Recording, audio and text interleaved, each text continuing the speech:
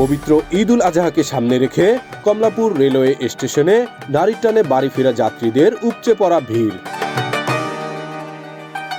এই ভিড়কে সামাল দিতে এবং যাত্রীদের যাত্রা নির্বিঘ্ন করতে ও শৃঙ্খলা বজায় রাখতে এবার শুরু থেকেই মাঠে রয়েছে আইন শৃঙ্খলা রক্ষাকারী বাহিনীর বিপুল পরিমাণ সদস্য।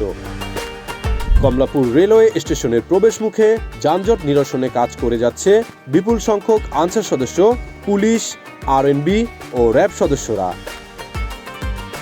টিকিট যার ভ্রমণ তার, এই নীতি বাস্তবায়নে এবার প্ল্যাটফর্মের প্রবেশ মুখেই বসানো হয়েছে কঠোর তল্লাশি চৌকি।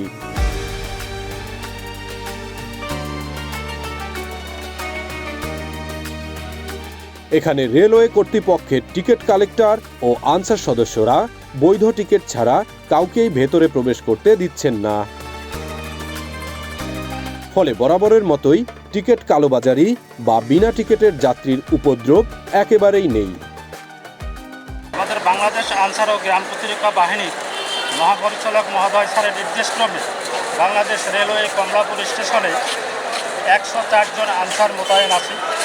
ঈদযাত্রায় মানুষরা যাতে নির্বিঘ্নে নিরাপদে তাদের গন্তব্যের স্থানে পৌঁছতে পারে, সেজন্য আমরা তাদের নিরাপত্তা সবসময় দায়িত্ব পালন করে আসি এবং এই ঈদে যাতে কোনো অনাকাঙ্ক্ষিত ঘটনা না ঘটে, যাত্রীদের সেবা দেওয়ার জন্য আমরা সর্বদা প্রস্তুত আছি এবং আমাদের ঈদ বিসর্জন দিয়ে আমরা যাত্রীদের সেবা দেওয়ার জন্য সর্বদা প্রস্তুত আছি।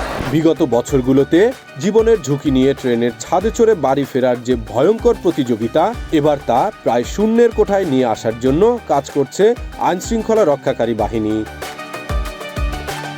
আনসার সদস্যের কঠোর অবস্থানের কারণে ট্রেনের ছাদে কোনো যাত্রী উঠতে দেওয়া হচ্ছে না। প্রতিটি স্টেশন ছাড়ার আগেও নিশ্চিত করা হচ্ছে ছাদের নিরাপত্তা, যা রেলওয়ে ভ্রমণকে করেছে আরও বেশি নিরাপদ। আমার মতামত অনুযায়ী সরকারের উচিত এই ঈদ উপলক্ষে কিছু এক্সট্রা ট্রেন বা এরকম কিছু ব্যবস্থা করা, যাতে এই ঢাকা শহর কেন্দ্রিক যারা মানুষ আছে তারাও পরিবারের সাথে ঈদটা উদযাপন করতে পারে, তারাও আমাদের মতো সমানভাবে সুখ উদযাপন করতে পারবে।